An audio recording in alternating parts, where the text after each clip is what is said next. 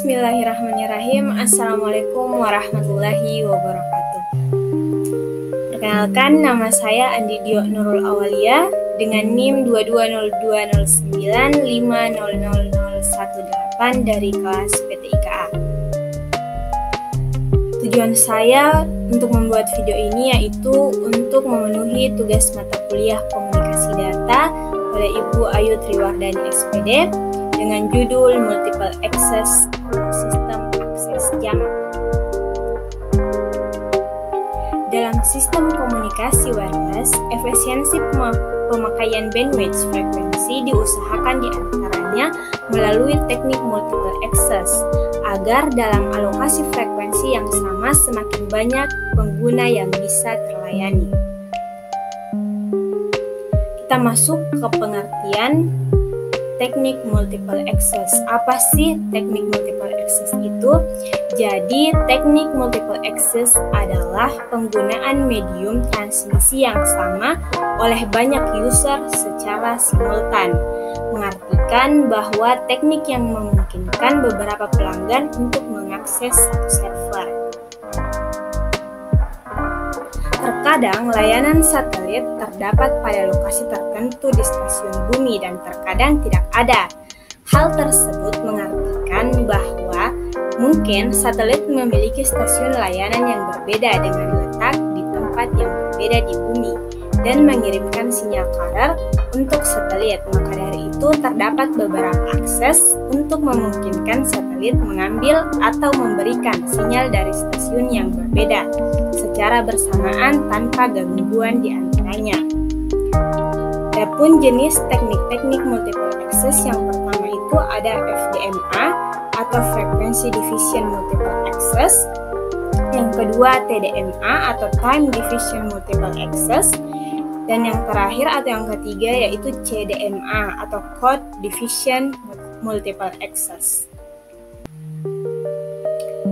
Kita masuk yang pertama, FDMA, Frequency Division Multiple Access, adalah saluran atau kanal fisik dibagi berdasarkan alokasi frekuensi yang berlainan.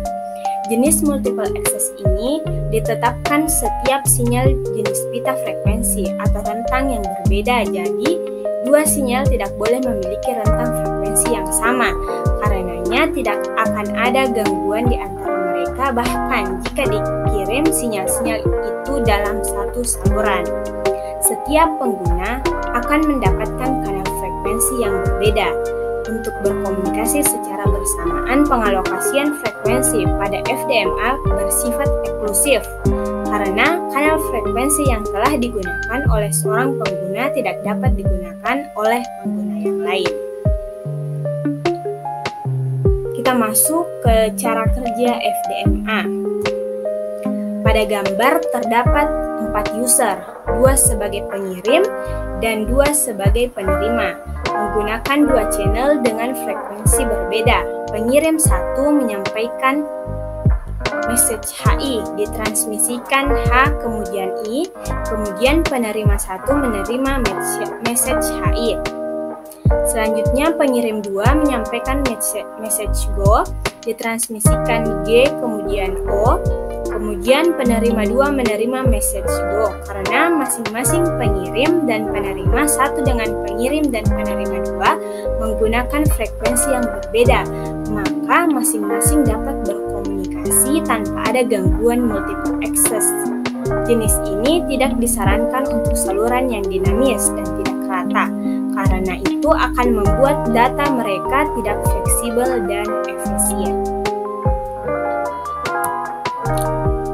Adapun kelebihan FDMA yang pertama itu mengurangi informasi bitrate dan penggunaan kode numerik efisien, meningkatkan kapasitas, mengurangi biaya dan menurunkan gangguan simbol antar isi. Persamaan tidak perlu, sistem FDMA dapat dengan mudah diimplementasikan, sistem dapat dikonfigurasi sehingga perbaikan dalam hal encoder dan pengurangan bitrate dapat dengan mudah dimasukkan karena transmisi kontinu jumlah bit yang diperlukan untuk sinkronisasi dan framing. Selain ada kelebihan, FDMA juga tentunya punya kekurangan. FDMA tidak berbeda secara signifikan dari sistem analog. Meningkatkan kapasitas tergantung pada pengurangan sinyal to gangguan atau rational signal to noise (SNR). Kekurangan yang pertama yaitu laju aliran maksimum per saluran tetap dan kecil.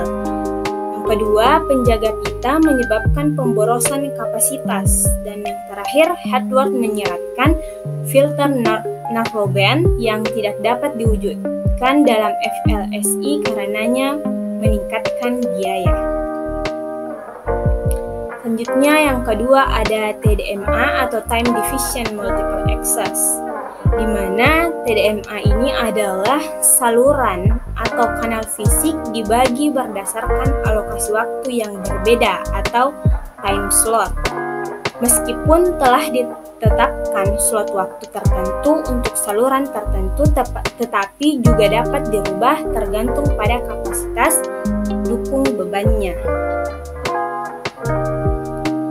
Berbeda dengan FDMA yang memberikan satu pita frekuensi untuk dipakai satu pelanggan, TDMA memberikan satu pita frekuensi untuk dipakai beberapa pelanggan.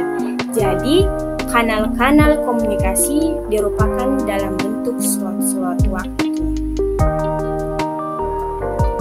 Kemudian masuk ke cara kerja TDMA, satu surat waktu digunakan oleh satu pelanggan. Slot-slot waktu ini dibingkai dalam satu periode yang disebut satu frame itu. Seperti yang dapat dilihat pada gambar, ada tiga yaitu A, B, dan C. Maka dalam satu frame terdapat 3 slot waktu yang merupakan giliran tiap pelanggan untuk menggunakan pita frekuensi yang sama yaitu FO. Proses komunikasi yang dilakukan yaitu dengan menjalankan frame ini berulang-ulang sehingga akan muncul urutan giliran pemakaian gambar yaitu ABC, ABC, ABC, dan seterusnya. Masih pada cara kerja TDMA, seperti pada gambar terdapat 2 user pengirim dan 2 user penerima yang akan berkomunikasi menggunakan teknik TDMA dengan satu kanal frekuensi. Pengirim user 1 akan mengirimkan message go dan pengirim user 2 akan mengirimkan message HI. Maka pada pengiriman message pada satu kanal frekuensi yaitu user 1G, user 2H, user 1O, user 1I, hingga penerima user 1 menerima message go dan penerima user 2 menerima message HI. Pada satu pita frekuensi tersebut tentu terdapat pembatasan jumlah pelanggan sehingga pada frame tidak terlalu panjang dan komunikasi tidak terputus-putus yang dapat mengganggu. Selanjutnya ada kelebihan TDMA.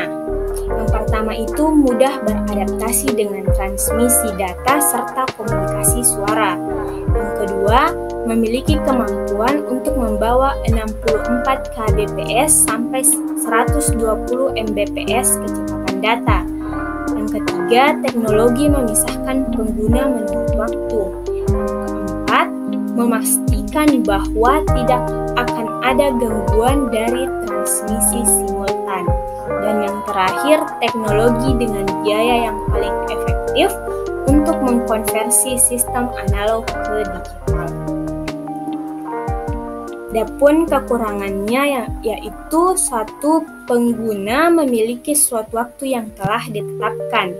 Ketika bergerak dari satu situs ke sel ke sel yang lain, jika semua slot waktu dalam sel ini penuh, pengguna mungkin terputus. Yang kedua, bahwa mengalami multipath distorsi. Untuk mengatasi distorsi ini, batas waktu dapat digunakan pada sistem setelah batas waktu kadaluarsa sinyal diabaikan. Dan yang terakhir, teknik yang terakhir CDMA atau Code Division Multiple Access. Jadi CDMA adalah salah satu aplikasi teknologi multiple access spread spectrum. Untuk setiap kanal dan frekuensi, setiap user bisa menggunakan keseluruhan channel tersebut secara simultan. ada dua kategori sistem split spectrum, yaitu direct sequence atau DS dan frequency hopping atau FH. CDMA yang digunakan dalam sistem seluler menggunakan direct sequence split spectrum atau DSSS. Dalam DSSS, transmitter setiap sinyal informasi user dimodulasi dengan suatu PN code yang unik dan mengsplit spektrum dari sinyal aslinya. Dalam DSSS, receiver split sinyal didemodulasi dengan PN code yang identik dengan menggunakan teknik CDMA. Kode unik telah ditetapkan untuk setiap saluran untuk membedakan satu sama lain. Selanjutnya, cara kerja CDMA. Pada cara kerja CDMA ini memiliki prinsip pembagian channel tidak berdasarkan seperti TDMA atau frekuensi seperti pada FDMA, tetapi seluruh saluran menggunakan frekuensi yang sama secara bersamaan sepanjang waktu. Namun, setiap saluran dibedakan oleh kode khusus. Kode yang unik inilah yang akan menghilangkan kemungkinan terjadinya kesalahan, seperti pada gambar. Terdapat dua user pengirim dan user penerima yang akan berkomunikasi menggunakan teknik CDMA. Pengirim user 1 akan mengirimkan message go dan pengirim user 2 akan mengirimkan message HI. Message ditransmisikan dengan satu kanal frekuensi. Setiap user pengirim menggunakan kode khusus, sehingga tidak terjadi gangguan dalam pentransmisian. Sehingga pada penerima user 1 tetap menerima message go dan penerima user 2 menerima message HI. Selanjutnya, kelebihan CDMA. CDMA memiliki kapasitas lembut. Semakin besar jumlah kode, semakin banyak jumlah pengguna. Selanjutnya, CDMA membutuhkan power control yang ketat. Ketiga, penerima REC. Keempat, transfer fleksibel dapat digunakan, dan yang terakhir, transmisi burst atau mengurangi gangguan. Selain ada kelebihan, tentu juga punya kekurangan. Yang pertama itu, panjang kode harus dipilih secara hati-hati. Panjang kode besar dapat menyebabkan keterlambatan atau dapat menyebabkan interferensi. Yang kedua, sinkronisasi waktu yang diperlukan.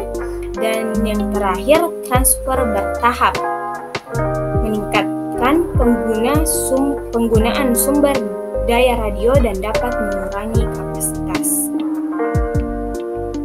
Baik, mungkin itu saja yang dapat saya sampaikan pada video kali ini. Semoga dapat bermanfaat untuk saya pribadi maupun bagi orang-orang yang melihat video ini.